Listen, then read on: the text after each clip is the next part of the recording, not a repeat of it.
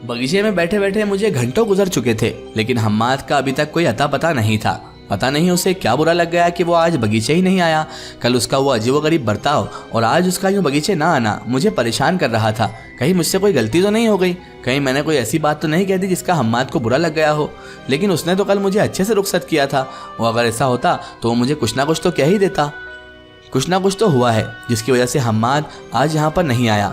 समझ नहीं आ रहा था कि हम्माद को किस तरह से बुलाऊं, किस तरह से उसे तड़प कर पुकारूं कि वो मेरे सामने आ जाए। मैंने बहुत देर तक हम्माद का इंतज़ार किया। करीबन 3-4 घंटे गुजरने के बाद शाम को जब मैं थक हार गई तो मैंने सोचा कि अब जाने दो हम्माद को भी। आज वो नहीं आया ना, कल मैं यहाँ पर नहीं आऊँगी। देख लूँगी अब मैं भी उसे। अगर वो नाराज़ हो सकता है तो मैं भी नाराज़ हो जाऊँगी उससे। अब वो जब तक मुझे नहीं मनाएगा तब तक मैं भी बगीचे नहीं आऊँगी। इतना सोचकर गुस्से में आकर मैं बगीचे से रवाना हो गई और सीधा घर आ गई। घर पर अम्मी बेचारी इंतज़ार ही कर रही थी। अम्मी ने मुझे आते देखा तो वो सोची इतनी जल्दी कैसे आ गई मैं। वो आई और कहने लगी, चांदनी इतनी जल्दी कैसे आ गई तुम। मैंने अम्मी को कह दिया कि तो क्या मैं अपने घर में जल्दी भी नहीं आ सकती। मुझे बहुत गुस्सा आ रहा था और मैं ये भी नहीं देख रही थी कि मेरी वालदा से मैं बात कर रही हूँ। मेरी वालदा बेचारी खामोश हो गई और कहने लगी, ठीक है बेटा, तू थक हार गई होगी, जा कपड़े वपड़े बदल ले और मुँह हाथ धो ले, मैं तेरे लिए खाना वगैरह लगा देती हूँ। मैंने गुस्से में कह दिया, मुझे कोई खाना वगैरह नहीं खाना है, आप खाकर सो जाना और मुझे परेशान मत करना अम्मी, आज मेरा दिमाग बहुत ज़्यादा ख़राब है। अम्मी ने बेचारी ने कुछ भी ना कहा क्योंकि मेरी माँ थी और अभी मैं ही कमाने वाली थी, इसलिए भी बेचारी अम्मी कुछ भी नहीं कह रही थी और मैं थी जो अपने गुस्से का असर अम्मी पर उतार रही थी बजाय हम्माद के। अम्मी बेचारी खामोश रही, वो तो मेरी वालदा थी। अगर कोई और वालदा होती ना तो 2 चमाट लगाकर मुझे ही चुपचाप बिठा देती। अम्मी को मुझसे बहुत मोहब्बत थी और मैं ही उनका सहारा थी, इसलिए बेचारी अम्मी मुझे बोलने में भी डरती थी और मैंने इसका आज बहुत गलत फ़ायदा उठा लिया था। अम्मी को इतनी बातें सुनाना सही नहीं था। मैं बहुत देर बाद जब कमरे से बाहर निकली तो मुझे अपनी उस बात पर अफसोस हुआ। मैं अम्मी के पास गई। अम्मी लेटी हुई थी आंख पर हाथ रखे हुए, शायद वो रो रही थी। अम्मी के कदमों को मैंने पकड़ा और कहा, अम्मी मुझे माफ़ कर दीजिए। जैसे ही अम्मी ने मेरे हाथ का स्पर्श महसूस किया तो खट से उठ गई और कहने लगी, ये क्या कर रही है चांदनी, तूने ऐसा क्या कर दिया, तू मुझसे इतनी ज़ोर से माफ़ी मांग रही है। बेटा तू मेरी औलाद है, मैं तुझसे कभी नाराज़ हो सकती हूँ क्या। लेकिन अम्मी की आंखों के आंसू साफ बयान कर रहे थे कि उन्हें बहुत तकलीफ हुई है। मैंने कहा, अम्मी मेरा दिमाग ऑफिस की वजह से ख़राब था, मैंने आपको पता नहीं क्या क्या कह दिया, मुझे माफ़ कर दीजिए। आप मेरी वालदा हैं और इतनी अच्छी हैं, लेकिन मैं आपकी बेटी होने के लायक भी नहीं हूँ। आप बहुत अच्छी हैं अम्मी, मुझे माफ़ कर दीजिए। वालदा ने मुझे अपने सीने से लगा लिया और कहने लगी, बेटा मैं इस बात से परेशान नहीं हूँ, मैं तो इस बात से परेशान हूँ कि मेरे 4 बेटे होने के बावजूद भी आज मेरी बेटी काम पर जा रही है और वो कमा कर ला रही है। पता नहीं ये ज़माने की बुरी नज़र से तू कैसे महफूज रहती है। मुझे बहुत डर लगा रहता है जब तक तू घर नहीं आ जाती, क्योंकि तू जवान लड़की है बेटा, और तुझे कुछ ऐसा वैसा हो गया तो मैं कहीं मुँह दिखाने काबिल भी नहीं बचूंगी। शर्म आना चाहिए मेरे उन 4 बेटों को और तेरे उन 4 भाइयों को जिन्होंने हमें इस हाल तक पहुँचा दिया है। अल्लाह उन्हें ज़रूर बताएगा। मैंने कहा, वालदा छोड़िए उन्हें हमसे कोई मतलब नहीं, ना ही हमें उनसे कोई मतलब है। आप तो आइए हम दोनों साथ में खाना खाते हैं। मैंने वालदा को उठाया, वालदा को मनाया और उसके बाद हम दोनों ने साथ में खाना खाया। भूख तो नहीं थी, हम्माद बार बार नज़रों में घूम रहा था, लेकिन वालदा को मनाने के लिए उनसे जो बदतमीज़ी की थी उसकी भरपाई करने के लिए मैंने अच्छे से खाना खाया। बहरहाल रात हो चुकी थी और हम्माद की याद जाने का नाम ही नहीं ले रही थी। गुस्सा तो था लेकिन याद उससे कई गुना ज़्यादा थी। समझ नहीं आ रहा था कि हम्माद आज बगीचे में क्यों नहीं आया। ऐसा कौन सा ज़रूरी काम आन पड़ा था उसे कि वो एक पल के लिए भी वहाँ पर नहीं आया। कम से कम आकर मुझे देख ही जाता या मुझे दिख ही जाता तो मेरे दिल को करार तो आ जाता, मेरे दिल को सुकून तो आ जाता। यहाँ मैं मोहब्बत में तड़प रही हूँ और वो जाने कहाँ जिन्नात दुनिया में सैर कर रहा होगा। बिना हम्माद के जाने ही मैं उसे अनाप शनाप कहे जा रही थी। पता नहीं वो मेरी बात सुन भी रहा था या नहीं। समझ नहीं आ रहा था कि कैसे हम्माद तक अपना मैसेज पहुंचाऊं कि मुझसे मिलने आ जाओ। मुझसे रहा नहीं जा रहा। एक दिन की ये जुदाई ऐसी लग रही थी जैसे 1 साल से मैं हम्माद से नहीं मिली हूँ। आप तो जानते ही हैं मोहब्बत की तड़प क्या होती है। मोहब्बत में एक पल 1 घंटे के बराबर, 1 घंटा 1 दिन के बराबर और 1 दिन 1 साल के बराबर लगने लगता है। और वही हालत मेरी हो चुकी थी। अब जो गाने मैंने पहले सुने थे मोहब्बत भरे, अब उनका मतलब समझ में आ रहा था कि लंबी जुदाई क्या होती है। एक दिन की जुदाई ने मेरा ये हाल कर दिया था कि मैं बिल्कुल खिसियानी बिल्ली की तरह खंबा नोच रही थी। तो अगर हम्माद 4-5 दिन ना आए तो मेरा क्या हाल होने वाला था, मुझे कुछ समझ नहीं आ रहा था। हम्माद की फिक्र भी सता रही थी क्योंकि वो ऐसा कभी नहीं करता था। वो कुछ ना कुछ मैसेज तो छोड़ ही देता था, लेकिन आज उसने ना पल भर की मुझे दीदार करवाया, ना ही आकर कुछ कहा। बस आज आया ही नहीं। 5 घंटे इंतजार करने के बाद मैं बगीचे से आ गई थी और सोच भी लिया था कि अब बगीचे नहीं जाऊंगी। लेकिन रात को जब सोने के लिए बिस्तर पर गई तो मुझे हम्माद की फिक्र सताने लगी। मैंने सोचा कि गुस्सा करना सही नहीं है जब तक हम्माद से इसकी वजह बयानी ना सुन लूं, और मैंने सोचा कि कल मैं फिर गार्डन जाऊंगी। आपको तो पता ही है कि मोहब्बत में इंसान भले ही कितनी भी चीज़ों का मना कर दे, लेकिन करता वही है जिससे दिल को और महबूब को सुकून आ जाए। और मैं भी अभी इसी तरह से मजबूर हो चुकी थी हम्माद के हाथों। हम्माद के हाथों जो दिल दे दिया था ना, वो बहुत तकलीफ दे रहा था। दिल तो मेरे पास था, लेकिन दिल की रवानगी, दिल की धड़कन हम्माद ही थी। अब समझ नहीं आ रहा था कि किस तरह अपने दिल को समझाऊं, किस तरह इसे बहलाऊं कि हम्माद कल आ जाएगा। बहरहाल जैसे तैसे करके अपने आप को तसल्ली दी और सोने की मैं अब कोशिश करने लगी, लेकिन सारी कोशिशें नाकाम रही। करवट पे करवट बदलते रही और सोचते रही कि हम्माद कल आएगा या नहीं, वो मुझसे मिलेगा या नहीं, मुझसे क्या गलती हो गई है। अपनी ही गलतियां तलाश करने लगी, जबकि मैंने कोई गलती ही नहीं की थी। मोहब्बत ऐसी ही होती है दोस्तों, मोहब्बत जब हो जाए ना तो सुकून, करार, चैन सब बर्बाद हो जाता है। और मेरा भी हाल ऐसा ही था। दिल तो मेरे पास था, धड़कन हम्माद था, चैन तो मेरे पास था, लेकिन सुकून हम्माद था। कुछ समझ नहीं आ रहा था कि क्या करूं। सोने की बहुत कोशिश की, रात के 3 बज गए, लेकिन नींद आने को राजी ही नहीं थी। बहुत चिढ़ छूट रही थी खुद पर भी और हम्माद पर भी कि हम्माद आया नहीं और कमबख्त ये दिल मान नहीं रहा उसके दीदार के बगैर। ये एक पल भी चैन पाने को तैयार नहीं है। अब करें तो क्या करें, कुछ भी नहीं कर सकते थे।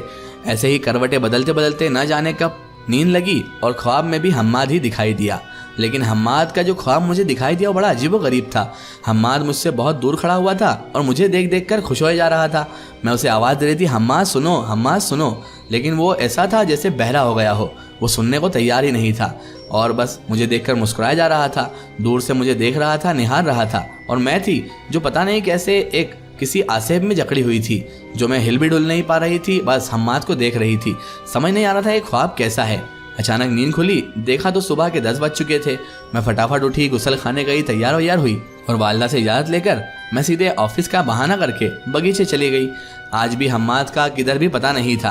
पहले तो मेरा 1 घंटे पहले से इंतज़ार किया करता था, लेकिन आज था जो मुझे घंटों इंतज़ार करवा रहा था।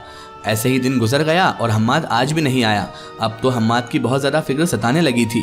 मुझे तरह तरह के ख्याल दिल में आ रहे थे कि हम्माद को एकदम से क्या हो गया, और वो ख्वाब मुझे रह रहकर सता रहा था, जिसमें हम्माद सिर्फ दूर से खड़े होकर मुझे मुस्कुरा कर देख रहा था। मैं ज़ोर से चिल्लाई, हम्माद अगर तुम यही हो और ये तुम्हारा किसी तरह का मजाक है तो याद रखना मैं तुम्हें कभी नहीं मिलूंगी फिर। अगर तुमने मुझसे ये कोई मजाक किया है, तुम्हारा भद्दा मजाक हुआ, तो याद रखना मैं इसका बदला तुमसे ले लूँगी और तुम्हें मिलने भी नहीं आऊँगी। अगर तुम मुझसे मोहब्बत करते हो तो आ जाओ, मुझे इस तरह ना तड़पाओ।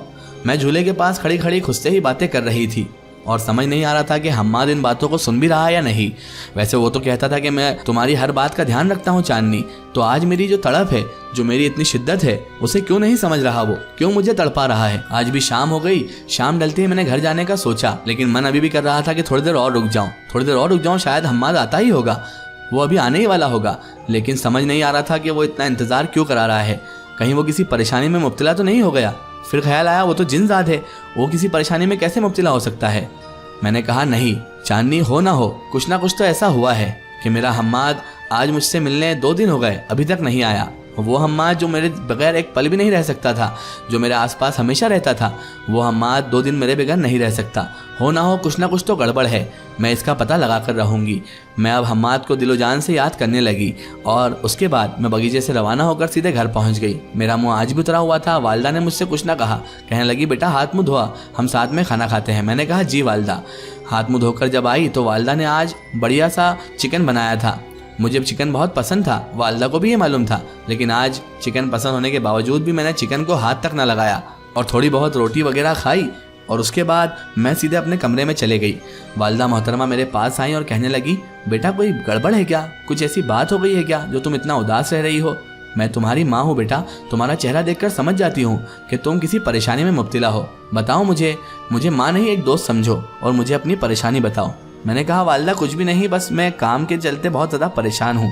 काम के स्ट्रेस ने मुझे परेशान कर रखा है, इसी वजह से ऐसा लग रहा है आपको। और आप बेफिक्र रहें, मैं नौकरी की वजह से बिल्कुल भी परेशान नहीं हूँ। मैं बहुत सेफ जगह नौकरी कर रही हूँ और वहाँ पर सब लोग बहुत अच्छे हैं। आप बिल्कुल बेफिक्र हो जाइए वालदा। अम्मी कहने लगी देख बेटा, मैं ये तो नहीं जानती तेरी परेशानी क्या है और तू भी मुझे बता नहीं रही है, लेकिन अल्लाह ताला तेरी परेशानी को हल फरमाए और तू जो चाहती है, जो तेरी नेक तमन्ना है वो पूरी हो जाए। मैंने कहा आमीन अम्मी आमीन, और आपका बहुत बहुत शुक्रिया। अब आप जाएं, आराम करें, वरना आपकी तबीयत ख़राब हो जाएगी। मैंने अम्मी को रवाना किया और बिस्तर पर लेटे लेटे हम्माद को याद करने लगी। आज मेरी आंखों से आंसू रुकने का नाम नहीं ले रहे थे। हम्माद का चेहरा आंखों में घूम रहा था और उसके मिलने की शिद्दत, उसके मिलने की तड़प तड़पाए जा रही थी। तकलीफ हो रही थी, दिल बहुत बेचैन था, बेकरारी दिल में थी और इतनी तकलीफ हो रही थी मानो जैसे बहुत सारा वजन मेरे ऊपर लाद दिया हो किसी ने। ऐसा भारीपन मुझे लग रहा था। समझ नहीं आ रहा था कि हम्माद आखिर ऐसा क्यों कर रहा है। कहीं वो किसी मुसीबत में तो नहीं पड़ गया, कहीं उसे कुछ हो तो नहीं गया। तरह तरह के वसवसे और ख्याल मेरे दिमाग में आए जा रहे थे। इसी कश्मकश में न जाने कब रोते रोते नींद लग गई और अचानक मुझे अपने कमरे में कुछ आहट महसूस हुई। जैसे ही मैंने आंखें खोली तो अंधेरे में अलग ही जगमगाता हुआ हम्माद का चेहरा नजर आया। मैं चमक कर उठ गई और मेरे मुंह से निकला हम्माद। हम्माद ने इतने में ही मेरे मुंह पर हाथ रख लिया और कहने लगा, सुनो, चुपचाप रहो, तुम्हारी वालिदा उठ जाएंगी, चिल्ला चोट मत करो, मैं तुमसे मिलने ही आया हूँ। मैंने उसका हाथ हटाया और कहा, हम्माद तुम कहाँ थे? तुमने मुझे कितना तड़पाया। तुम समझते क्या हो अपने आप को? सही सलामत हो तो फिर मिलने क्यों नहीं आ रहे थे? पता है मुझे क्या क्या सोच रही थी, क्या क्या ख्याल आ गया है दिल में। हम्माद मुझे मुस्कुराता हुआ देख रहा था। मैंने कहा, तुम मेरे ख्वाब में भी आए तब भी मुस्कुरा रहे थे, अब भी मुस्कुरा रहे हो, मुझे वजह बताओ, और अगर हाँ हम्माद वजह सही नहीं हुई ना तो याद रखना मैं तुमसे महीनों तक नहीं मिलूंगी। हम्माद कहने लगा, मेरी माँ, मेरी बात तो सुनो, तुम तो ऐसे चिल्ला रहे हो जैसे मेरी माँ हो, मेरी बात तो सुनो। मैंने कहा, जल्दी से बको जो बकना है, तुमने पहले ही बहुत परेशान किया है। 2 दिन मैंने खाना पीना सोना जागना सब छोड़ दिया था तुम्हारे चक्कर में, और तुम यहाँ हट्टे कट्टे खड़े हो और मुझसे कह रहे हो मैं वजह बता रहा हूँ। मन तो ऐसा कर रहा है कि तुम्हारा सर फोड़ दूँ। हम्माद हंसने लगा और कहने लगा, अरे तुम पागल हो गई हो, 2 दिन में इतनी परेशान हो गई? तुम तो कहती थी कि मैं तुम्हारे लिए कुछ भी कर सकती हूँ और 2 दिन नहीं रह पाई। मैंने कहा, 2 दिन रहना वाली बात नहीं है, तुम बिना बताए चले गए ना, बेवकूफ़। तुम अगर मुझे बताकर जाते तो मैं तुम्हारे लिए सदियों तक इंतजार कर सकती हूँ। हम्माद कहने लगा, मुझसे इतना प्यार करती हो?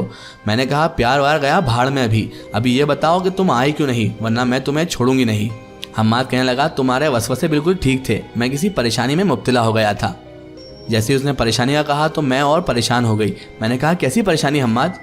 तो वो कहने लगा, बस परेशानी थी कुछ घर बार की। मैंने कहा, मुझे नहीं बताओगे? तो वो कहने लगा, तुम्हारे समझ के बाहर की परेशानी है, जब वक्त आएगा तुम्हें सब मालूम पड़ जाएगा। अब मुझे यहाँ पर बैठने दोगी या खड़े खड़े ही बातचीत करते रहोगी? सब बता दूंगा तुम्हें वजाहत से, लेकिन पहले मुझे बैठने का तो कहो। बड़ी ही बेकार मेहमान नवाजी करती हो तुम। मैंने कहा, आइए ना सरताज, ये सब आपका ही है, आइए बैठिए। इसका एक स्टोरी हम देखेंगे इसके अगले पार्ट में।